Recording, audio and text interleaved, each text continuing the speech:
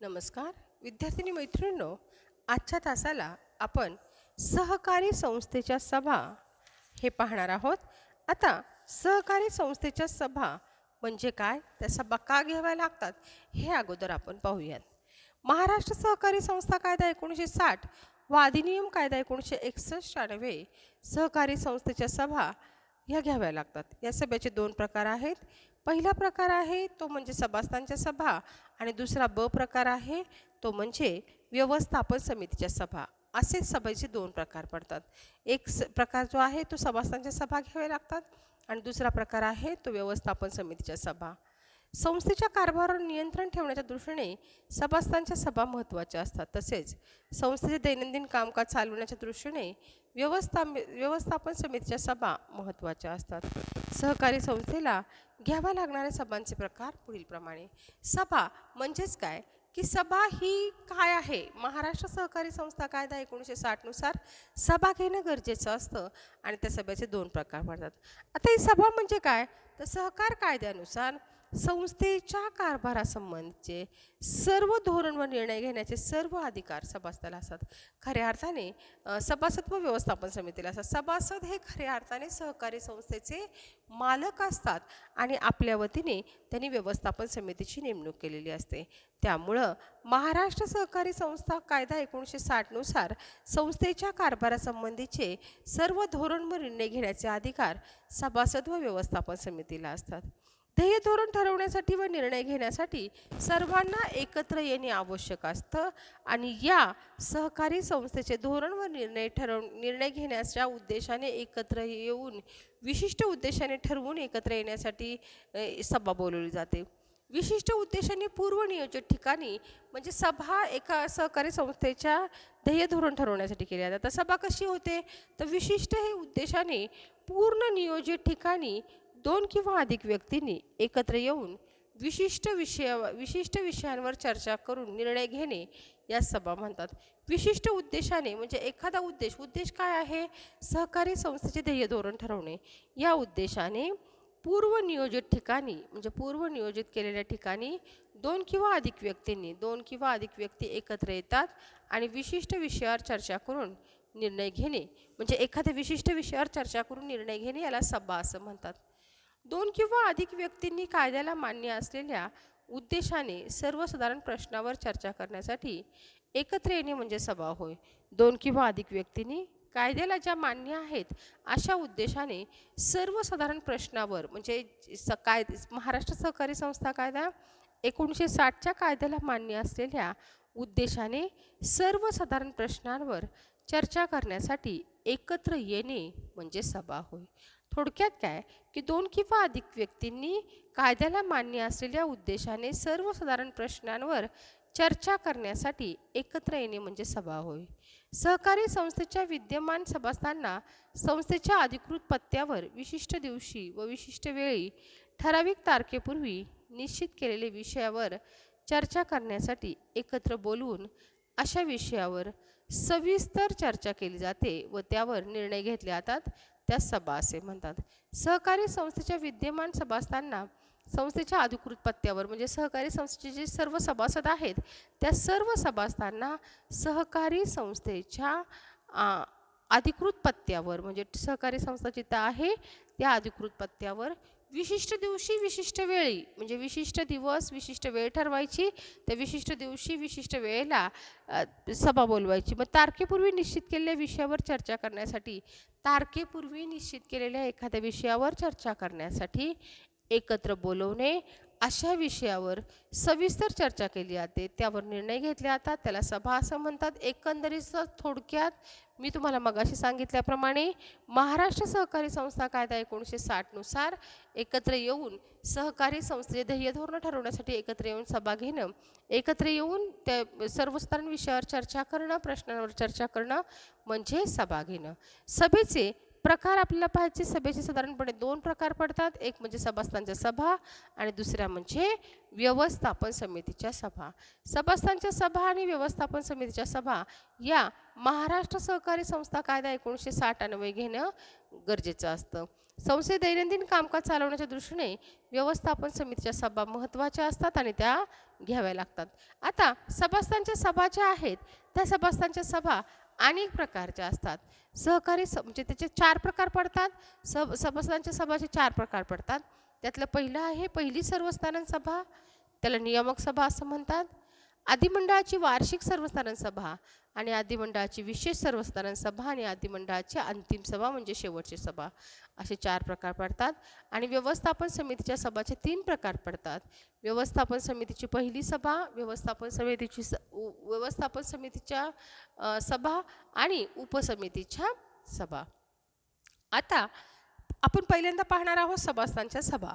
सहकारी संस्थेच्या सभेला सर्व सभासदांची उपस्थिती राहून संस्थेच्या कामकाजात भाग घेण्याचा अथवा मतदानाचा हक्क असतो.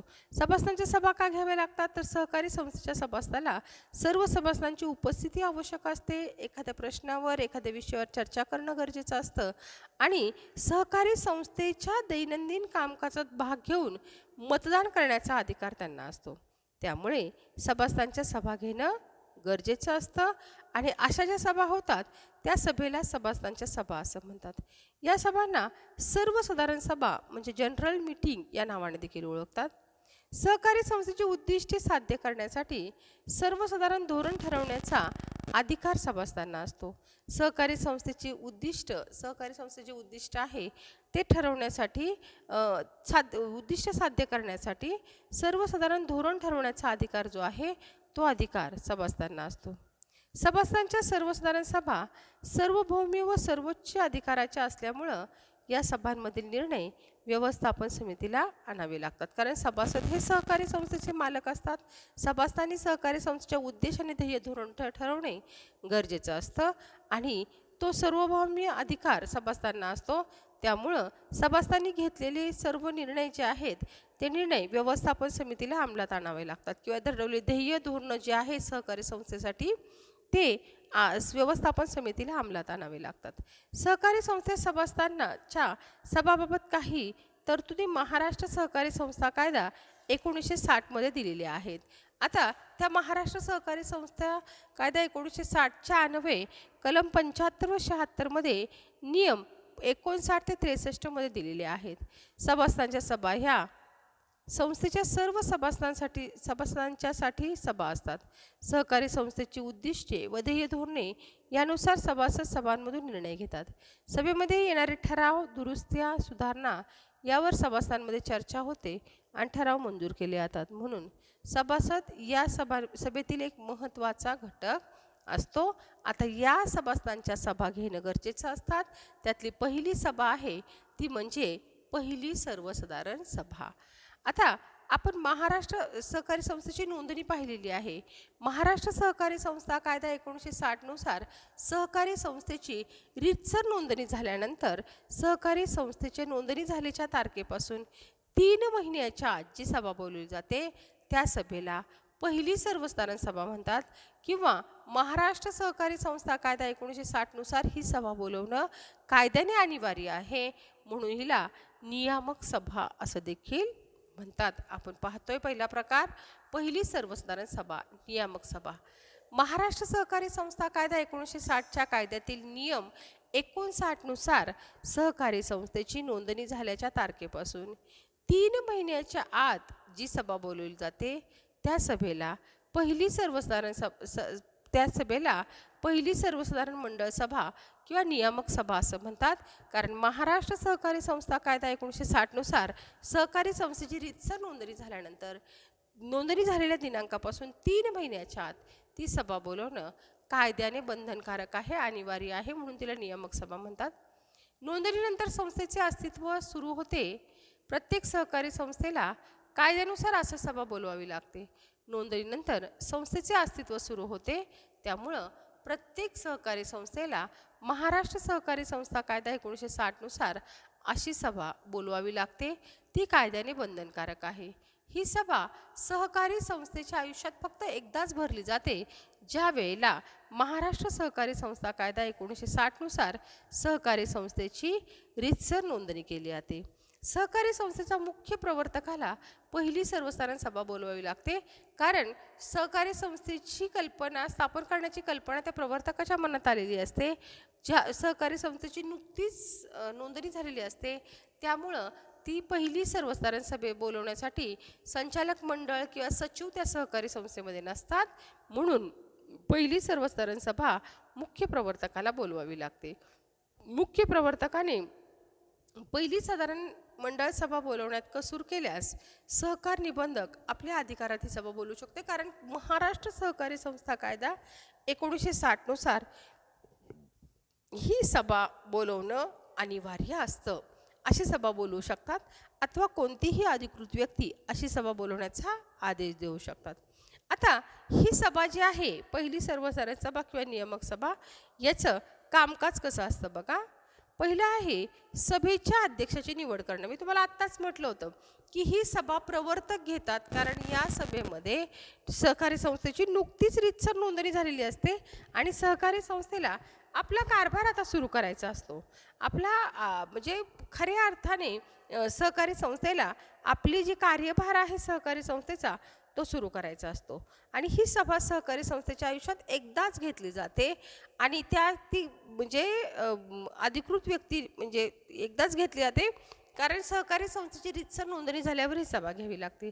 मग या सभेमधले तर ज्या वेळेला कामकाज म्हणजे कशा पद्धतीने कामकाज चालतं, तर नुकतीच सहकारी लक्षात ठेवायचं, पहिली सर्वसाधारण सभा असेल तर नुकतीच सहकारी संस्थेची स्थापना झालेली आहे, त्यामुळे तिथं कुणीही अध्यक्ष नाही, कुणीही संचालक मंडळ नाही आहे, काही नाही आहे. मग त्या सभेचं कामकाज असतं की सभेच्या अध्यक्षाची निवड करणं, सभा अधिकृतपणे चालवणं, भरवणं, बोलवणं, यासाठी सभेला अध्यक्ष आवश्यक असतो. त्यामुळं सभेच्या अध्यक्षाची निवड करणं हे पहिलं कामकाज असतं. दुसरं आहे सहकारी संस्थेच्या नोंदणीची सभासदांना कल्पना देणं. जेवढे सभासद आहेत त्या सर्व सभासदांना कल्पना देणं की सहकारी संस्थेची नोंदणी रीतसर सहकारी संस्था कायदा 1960 नुसार झालेली आहे. तिसरं आहे सहकार निबंधकाने सहकारी संस्थेसाठी मंजूर केलेले पोटनियम उपविधी स्वीकारणे. आपण पाहिलं होतं की ज्या वेळेला सहकारी संस्थेची नोंदणी करावी लागते, त्यावेळेला नोंदणी अर्जासोबत उपविधीच्या 4 प्रती जोडाव्या लागतात. उपविधी आणि पोटनियम, उपविधी आणि पोटनियम एकच आहे, 4 प्रती जोडाव्या लागतात. त्या उपविधी आणि पोटनियम म्हणजे काय की ज्या वेळेला सहकारी संस्था आपलं कार्य करणार आहे, त्यावेळे सहकारी संस्था आपला कारभार करणार आहे, त्यावेळेला तो कारभार कशा पद्धतीने करावा या संबंधीचे सर्व नियम त्या याच्यामध्ये असतात. त्या नियमाला अनुसरूनच सहकारी संस्थेला आपला कारभार करावा लागतो. मग त्यामुळं सहकारी संस्थेच्या नोंदणी अर्जासोबत पोटनियम किंवा उपविधीच्या 4 प्रती जोडाव्या लागतात आणि त्या निबंधकाकडनं मंजूर करून घ्यावे लागतात. म्हणून सहकारी निबंधकाने सहकारी संस्थेसाठी मंजूर केलेले पोटनियम आणि उपविधी स्वीकारणे. चौथा आहे सहकारी संस्थेच्या अधिनियमातील तरतुदीस अधीन राहून रीतसर निवडणुका होईपर्यंत हंगामी व्यवस्थापनाची 1 वर्षासाठी निवड करणं. नुकतीच सहकारी संस्थेची स्थापना झालेली आहे, त्यामुळं सभासदांनी आपल्या वतीने निवडून दिलेल्या संचालक मंडळ सहकारी संस्था कारभार पाहतो, परंतु इथं रीतसर निवडणुका होईपर्यंत 1 वर्षासाठी हंगामी व्यवस्थापन समितीची निवड करणं. 5वं आहे संस्था स्थापनेसाठी झालेल्या प्राथमिक खर्चास मान्यता. सहकारी संस्था स्थापन करण्यासाठी जो प्राथमिक खर्च झालेला आहे त्या प्राथमिक खर्चाला मान्यता देणं. हिशेबपत्रक स्वीकारणे आणि सभेच्या तारखेच्या 14 दिवस आधी प्रवर्तकाने जो काही खर्च केलेला आहे तो खर्च सादर करणं. त्यानंतर 7वं आहे प्रवर्तकाच्या नावाने असणारं जिल्हा मध्यवर्ती सहकारी बँकेचं खातं संस्थेच्या नावाने हस्तांतर करणं. जोपर्यंत सहकारी संस्थेची नोंदणी होत नाही तोपर्यंत खातं प्रवर्तकाच्या नावाने सुरू करावं लागतं. पण आता सहकारी संस्थेला नाव आलेलं आहे, तिची नोंदणी झालेली आहे, म्हणून प्रवर्तकाच्या नावाने असलेले जिल्हा मध्यवर्ती सहकारी बँकेतील खातं संस्थेच्या नावे हस्तांतरित करणं. नवीन सभासदांना प्रवेश देणं. नवीन सभासद जे आहेत त्या नवीन सभासदांना सहकारी संस्थेमध्ये रीतसर प्रवेश देणं. सभासदांना द्यावयाच्या कर्जाची मर्यादा ठरवणं. सभासदांना म्हणजे पतपुरवठा सहकारी संस्था असेल तर सभासदांना द्यावयाच्या कर्जाची मर्यादा ठरवणं आणि पुढील वर्षासाठीचे अंदाजपत्रक मंजूर करणं. पुढील वर्षासाठी जे अंदाजपत्रक करायचे असेल ते मंजूर करणं. आणि शेवटचा विषय आहे तो म्हणजे अध्यक्षांच्या परवानगीने ऐनवेळी येणाऱ्या विषयावर चर्चा करणं. अशा प्रकारे हे पहिल्या सर्वसाधारण सभा म्हणजे नियामक सभा म्हणजे काय आणि नियामक सभेची कार्यक्रम पत्रिका. पहिली सर्वसाधारण सभा ही संस्था स्थापनेचा हेतू उद्देश सफल होण्याच्या दृष्टीने आयोजित केली जाते. शिवाय या सभेत आकार व दिशा देण्याचे काम केले जाते. आता ही सभा जी आहे ही सभा महाराष्ट्र सहकारी संस्था कायदा 1960 नुसार सहकारी संस्थेची रीतसर नोंदणी झाल्यानंतर घेतली जाते. दुसरी सभा जी आहे ती दुसरी सभा आहे अधिमंडळाची वार्षिक सर्वसाधारण सभा. आता महाराष्ट्र सहकारी संस्था कायदा 1960 कलम 75 आणि नियम 60 नुसार प्रत्येक सहकारी संस्थेला आपलं आर्थिक वर्ष संपल्यानंतर 6 महिन्याच्या आत सभासदांची अधिमंडळाची वार्षिक सभा बोलवली पाहिजे. या सभेलाच अधिमंडळाची वार्षिक सर्वसाधारण सभा असं म्हणतात. ही सभा महाराष्ट्र सहकारी संस्था कायदा 1960 नुसार दरवर्षी बोलवावी लागते. सहकारी संस्थेचे आर्थिक वर्ष 31 मार्चला संपते.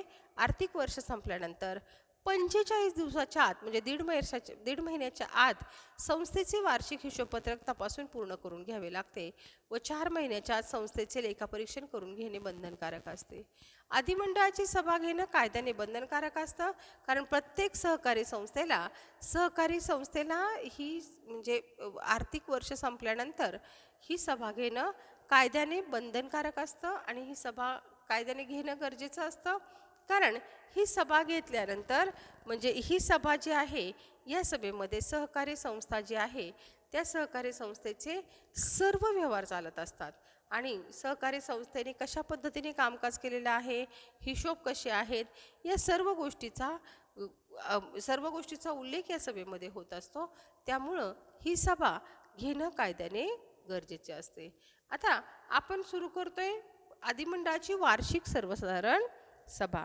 प्रत्येक सहकारी संस्थेने महाराष्ट्र सहकारी संस्था कायदा 1960 कलम 75 आणि 60 नुसार सहकारी संस्थेचे आर्थिक वर्ष संपल्यानंतर 6 महिन्याच्या आत सभासदांची अधिमंडळाची वार्षिक सर्वसाधारण सभा बोलवणं कायद्याने बंधनकारक असतं. या सभेलाच अधिमंडळाची वार्षिक सभा म्हणजे सर्वसाधारण सभा असं म्हणतात. ही सभा दरवर्षी बोलवली जाते. सहकारी संस्थेचे आर्थिक वर्ष 31 मार्चला संपते. म्हणजे 1 एप्रिल ते 31 मार्च हे सहकारी संस्थेचे आर्थिक वर्ष असतं. हे आर्थिक वर्ष संपल्यानंतर 45 दिवसाच्या आत सहकारी संस्थेला वार्षिक हिशेब पत्रके पूर्ण करून घेणं बंधनकारक असतं. वार्षिक हिशेब पत्रके पूर्ण करून घेतल्यानंतर 4 महिन्याच्या आत संस्थेचे लेखापरीक्षण करून घेणं बंधनकारक असतं. अधिमंडळाची वार्षिक सर्वसाधारण सभा सचिवाने सर्व सभासदांना उपविधीतील तरतुदीनुसार सभेची सूचना प्रत्येक सभासदांना सभेच्या 14 दिवस अगोदर पाठवणं गरजेचं असतं, द्यावी लागते. ही सभेची सूचना सचिव तयार करतो आणि सचिवच सभेपूर्वी 14 दिवस अगोदर सभासदांना पाठवतो. या सभेची सूचना संबंधित लेखापरीक्षकाला सुद्धा द्यावी लागते. ज्या लेखापरीक्षकाने सहकारी संस्थेचे हिशेब तपासलेले आहेत अशा लेखापरीक्षकाला देखील सूचना द्यावी लागते. आवश्यकता वाटल्यास हिशेब तपासणीचा खुलासा करण्यासाठी तो सभेला हजर राहू शकतो. त्यामुळं त्याला सुद्धा या सभेची सूचना देणे गरजेचं असतं. सहकार कायद्याने सभासदांना मालक म्हणून दिलेल्या अधिकाराचा वापर या सभेत सामूहिकरित्या करून संस्थेच्या वर्षभरातील कामकाजाचा आढावा घ्यावा लागतो. सहकार कायद्याने सभासदाला मालक म्हणून दिलेला त्यांचा अधिकार जो आहे त्या अधिकाराचा वापर या सभेमध्ये करून घेऊन वर्षभराच्या कामकाजाचा आराखडा घ्यावा लागतो. यामध्ये सर्वसाधारण सभासद व क्रियाशील सभासद यांना सर्वसाधारण सभेमध्ये उपस्थित राहता येते. म्हणजे जे सर्वसाधारण सभासद आहेत आणि सर्वसाधारण सभासद व क्रियाशील सभासद आहेत त्यांना उपस्थित राहता येते. ते उपस्थित राहू शकतात व संस्थेच्या व्यवस्थापन समितीने वर्षभरामध्ये काय कामकाज केलेलं आहे त्या कामकाजाचं मूल्यमापन करू शकतात. मूल्यमापन त्यांना करता येते आणि मूल्यमापन करून सहकारी संस्था कारभार कसा चाललेला आहे याचा आढावा ते घेऊ शकतात. पहिल्या सर्वसाधारण सभेमध्ये सभेव्यतिरिक्त संस्थेच्या इतर सर्वसाधारण सभा सचिव व उपविधीनुसार त त तन तन्वये अशा सभा बोलवण्यासाठी प्राधिकृत करण्यात आलेला कोणताही अधिकार निबंधकाला सूचना देऊन कलम 75 पोटकलम 1 मध्ये नमूद केलेल्या कालावधीमध्ये भरविल. पूर्वीचे कलम 75 मध्ये वार्षिक सभेस मुदतवाढ देण्याची तरतूद होते व त्याचा अधिकार शासनास होतो, परंतु नवीन तरतुदी अन्वये कोणत्याही परिस्थितीत संस्थेच्या समितीस संस्थेचे वार्षिक वर्ष संपल्यापासून 6 महिन्याच्या आत म्हणजे 30 सप्टेंबरपर्यंत अधिमंडळाची वार्षिक सभा बोलवणं बंधनकारक असतं. एकंदरीतच याच्यावरून तुम्ही एवढंच लक्षात ठेवा की महाराष्ट्र सहकारी संस्थेचं आर्थिक वर्ष 1 एप्रिल ते 31 मार्च असतं. हे आर्थिक वर्ष संपल्यानंतर प्रत्येक सहकारी संस्थेला दरवर्षी जी सभा बोलवावी लागते त्याला वार्षिक सर्वसाधारण सभा असं म्हणतात. ही सभा बोलवणं कायद्याने बंधनकारक असतं. आर्थिक वर्ष संपल्यानंतर 45 दिवसाच्या आत हिशोब तपासून घेणं आणि पुढील कालावधीमध्ये म्हणजे त्यानंतर म्हणजे थोडक्यात काय की त्यानंतर 4 महिन्याच्या आत ही सभा म्हणजे सप्टेंबर महिन्यापर्यंत ही सभा बोलवणं कायद्याने बंधनकारक असतं. म्हणजे आर्थिक वर्ष संपल्यानंतर 6 महिन्याच्या आत 45 दिवसाच्या आत हिशोब पूर्ण करून घेणं आणि पुढील 40 दिवसाच्या आतमध्ये अंतिम लेखापरीक्षण करून ही सभा बोलवणं गरजेचं असतं. एकंदरीतच महाराष्ट्र सहकारी संस्था कायदा 1960 नुसार अन्वये आर्थिक वर्ष संपल्यानंतर दरवर्षी हे लक्षात ठेवा, दरवर्षी जी सभा बोलवली जाते त्या सभेला वार्षिक सर्वसाधारण सभा असं म्हणतात. ही सभा बोलवणं कायद्याने महाराष्ट्र सहकारी संस्था कायदा 1960 ने बंधनकारक असतं. प्रत्येक सहकारी संस्थेला ही सभा बोलवावी लागते. जर एखाद्या सहकारी संस्थेने ही सभा बोलवली नाही तर निबंधक स्वतःच्या अधिकार कक्षेत ही सभा बोलवू शकतो. ठीक आहे, आज आपण इथे थांबूया. उद्याच्या तासाला अधिमंडळाच्या वार्षिक सर्वसाधारण सभेचे कामकाज पाहूया. धन्यवाद.